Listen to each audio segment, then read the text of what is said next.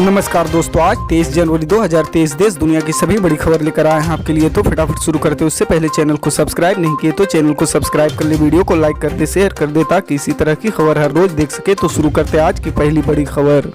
आपको बता दें दोस्तों, कानून मंत्री किरेन रिजिजू ने रविवार को उच्च न्यायालय के एक सेवानिवृत्त न्यायाधीशों के विचारों का समर्थन करने की मांग की, जिन्होंने कहा था कि उच्चतम न्यायालय ने खुद न्यायाधीशों की नियुक्ति का फैसला कर संविधान का अपहरण किया गया और तलब है कि उच्च न्यायपालिका में न्यायाधीशों की नियुक्ति की प्रक्रिया को लेकर सरकार और न्यायपालिका के बीच टकराव रहा। रिजिजू ने दिल्ली कोर्ट के पूर्व न्यायाधीश न्यायमूर्ति R.S. सोढ़ी के एक साक्षात्कार का वीडियो साझा करते हुए कहा कि यह एक न्यायाधीश की आवाज है और अधिकांश लोगों के समान समझदार विचार हैं। न्यायमूर्ति सोढ़ी ने कहा कि कानून बनाने का अधिकार संसद के पास है। कानून मंत्री ने यह भी कहा कि वास्तव में अधिकांश लोगों के समान विचार है। यह केवल वे लोग हैं जो संविधान के प्रावधानों की अवहेलना करते हैं और लोगों के जनादेश को लगता है कि वे भारत के संविधान से ऊपर है। मंत्री ने ट्वीट किया कि भारतीय लोकतंत्र की असली सुंदरता इसकी सफलता है। लोग अपने प्रतिनिधियों के माध्यम से खुद प्रशासन करते हैं। चुने हुए प्रतिनिधियों के लोगों के हितों का प्रतिनिधित्व करते हैं और कानून बनाते हैं।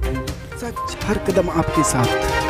आपको बता दें दोस्तों, मध्य प्रदेश में इसी साल विधानसभा चुनाव होने हैं। इसको लेकर सत्ताधारी पार्टी और विपक्षी कांग्रेस जोर शोर से तैयारियों में जुटी है। इस कड़ी में रविवार को मुख्यमंत्री शिवराज सिंह चौहान ने सिंगरौली में आयोजित एक कार्यक्रम में कई सौगात दी। इस दौरान कार्यक्रम में रक्षा मंत्री राजनाथ सिंह भी शामिल हुए। कार्यक्रम के बाद मीडिया से बात करते हुए सीएम शिवराज सिंह ने कहा कि आज 421 एकड़ जमीन प्रदेश के गरीबों में बांटी जा रही, यही सामाजिक न्याय है। उन्होंने कहा कि राशन प्रधानमंत्री गरीब कल्याण योजना के तहत मिल रहा। अब सरकार मेधावी बच्चों को पढ़ाने की फीस देगी। जिनकी सालाना आय 8 लाख तक है, उनके बच्चों की फीस सरकार भरेगी। उन्होंने कहा सिंगरौली के विकास के लिए मेडिकल कॉलेज शिलान्यास, माइनिंग कॉलेज का शिलान्यास किया गया है। सच हर कदम आपके साथ।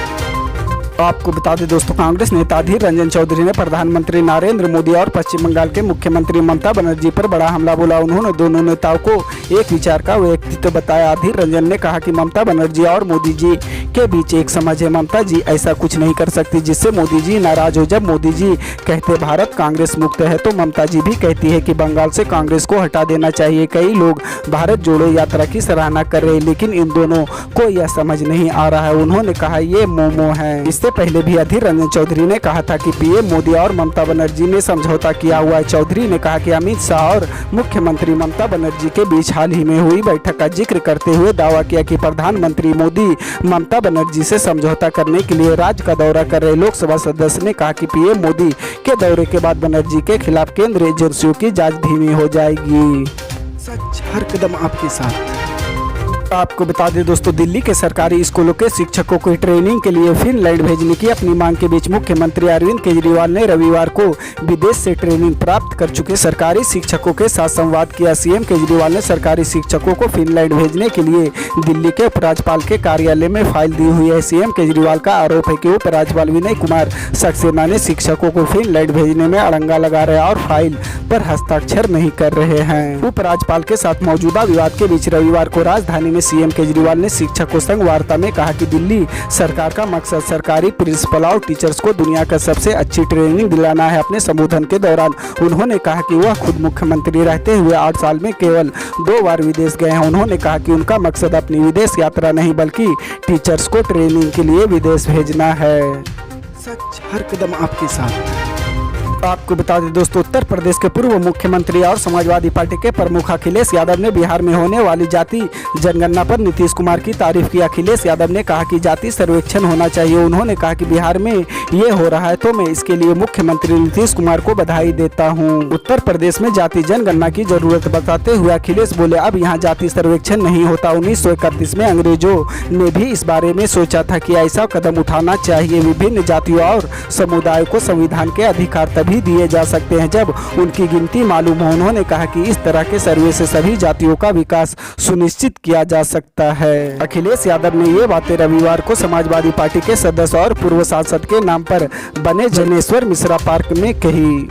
सच हर कदम आपके साथ। आपको बता दें दोस्तों, कांग्रेस अध्यक्ष ने एक बार फिर केंद्र सरकार पर निशाना साधा है। कांग्रेस अध्यक्ष मल्लिकार्जुन खड़गे ने रविवार को आरोप लगाया कि केंद्र सरकार शिक्षा के मोर्चे पर विफल रही है। एक रिपोर्ट का हवाला देते हुए उन्होंने कहा कि छात्र पाठ्य पुस्तक पढ़ने में विफल रहे। खड़गे ने रविवार को अपने ट्वीट में कहा कि 2014 में छात्रों की तीसरी कक्षा की पाठ्य पुस्तक पढ़ने की दर 25% दर्ज की गई थी, जो कि 2022 में घटकर 20% हो गई। 2014 में कक्षा 5वीं के बच्चों की दूसरी कक्षा की पाठ्य पुस्तक पढ़ने की दर 50% थी, वो भी साल 2022 में गिरकर 42.8 रह गई है। खड़गे ने एक रिपोर्ट का हवाला दिया जिसमें कहा गया कि देश के ग्रामीण स्कूलों में कक्षा 3 के बच्चों की पढ़ने की क्षमता काफी तेजी से गिरी है। फिलहाल इन ग्रामीण स्कूलों के 20.5% छात्र पाठ्य पुस्तक पढ़ने में सक्षम दिखाई दे रहे। रिपोर्ट में स्पष्ट तौर पर दिखा गया है कि पढ़ने की क्षमता में गिरावट आई है। रिपोर्ट में बताया गया कि अगर दर की बात करें तो 2022 में पढ़ने की क्षमता 2018 की तुलना में लगभग 7% नीचे आई है। कक्षा तीसरे की मात्र